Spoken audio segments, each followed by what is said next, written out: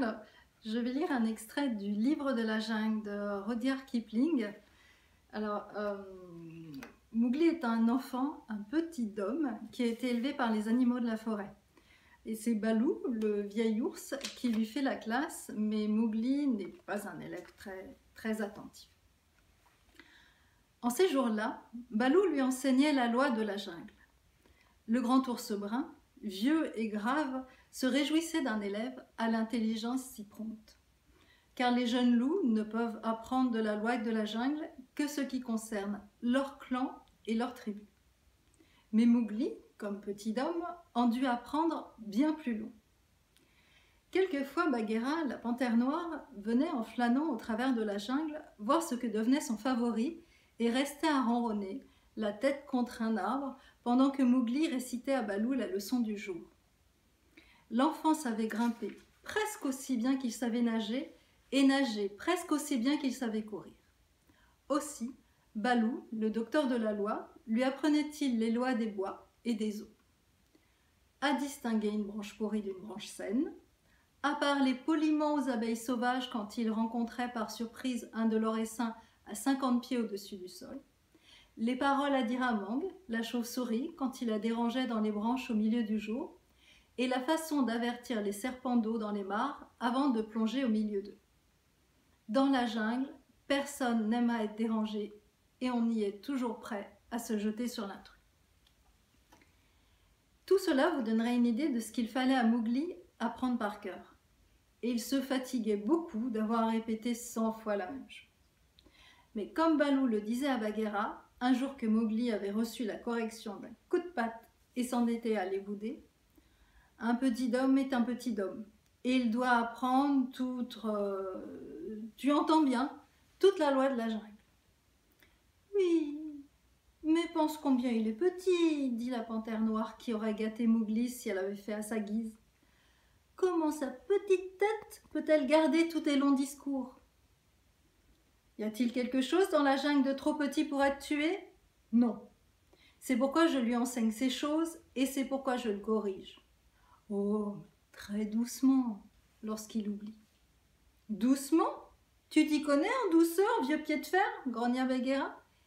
Et elle lui a joliment meurtri le visage aujourd'hui, ta douceur. J'aime mieux le voir meurtri de la tête aux pieds par moi qui l'aime que mes aventures lui survenir à cause de son ignorance, répondit Baloo avec beaucoup de chaleur. Je suis en train de lui apprendre les maîtres mots de la jungle, appelés à le protéger auprès des oiseaux, du peuple serpent et de tout ce qui chasse sur quatre pattes, sauf son propre clan. Il peut maintenant, s'il veut seulement se rappeler les mots, se réclamer de toute la jungle. Eh bien, en tout cas, prends garde à ne pas point tuer mon petit homme. Ce n'est pas un tronc d'arbre bon à aiguiser tes griffes émoussées. Mais quels sont ces maîtres mots? Il me convient plutôt d'accorder aide que d'en demander. Bagheera étira une de ses pattes pour en admirer les griffes, dont l'acier bleu s'aiguisait au bout comme un ciseau à froid. Toutefois, j'aimerais savoir. Je vais appeler Mowgli pour qu'il te le dise, s'il est disposé. Bien, petit frère. Oh, mais ma tête sonne comme un arbre à frelons, dit une petite voix maussade au-dessus de leur tête. Et Mowgli se laissa glisser le long d'un tronc d'arbre. Il avait la mine fâchée. Et ce fut avec pétulance qu'au moment de toucher le sol, il ajouta. « Mais je viens pour Bagheera et non pour toi, vieux Baloo. »« Peu m'importe, dit Baloo, froissé et pénible. Répète alors à Bagheera les maîtres mots de la jungle que je t'ai appris aujourd'hui. »« Et les maîtres mots pour quel peuple ?» demanda Mowgli, charmé de se faire valoir. « La jungle a beaucoup de langues et moi je les connais toutes. » Tu sais quelque chose, mais pas beaucoup, hein. Vois, Bagheera, ils ne remercient jamais leur maître. Dis le mot pour les peuples chasseurs, alors, grand savant. Nous sommes du même sang, vous et moi, dit Mowgli, en donnant au mot l'accent ours dont se sert tout le peuple chasseur. Bien, maintenant, pour les oiseaux. Mowgli répéta en ajoutant le cri du vautour à la fin de la phrase. Et maintenant pour le peuple serpent, dit Bagheera.